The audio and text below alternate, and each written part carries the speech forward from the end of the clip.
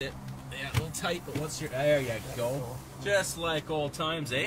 Cleve Maurer was born to fly planes. He just hasn't done it in a long, long time. He has not been in a cockpit since 1945. That's 2 years before I was born. The Canadian Air Force test pilot hung up his wings after World War II, but not his passion for planes. IMAX put on the Air Racers show. I decided to take Cleve down there, and he's just sitting on the edge of his chair. And he says, you know, Peter, he says, if I could just sit in a cockpit again for 15 minutes, I'm sure I could fly one of those. You're excited to go, I hear. Oh, yeah. So the Victoria Flying Club offered to take the 93-year-old up in the air. Do you still remember how to fly? Oh, yeah. Like walking. Once you learn to walk, you can do it forever.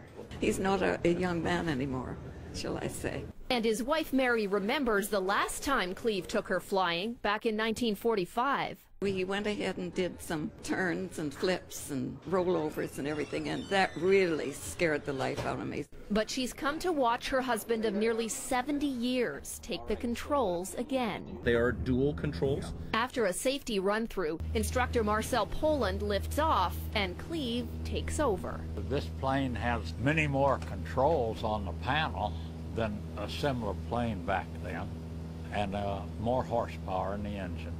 Otherwise, it's all the same. It comes back easy. His flying was very good. He felt very comfortable in the plane. For 93 to hop in the plane and you know, doesn't need any help whatsoever. He's quite a remarkable person.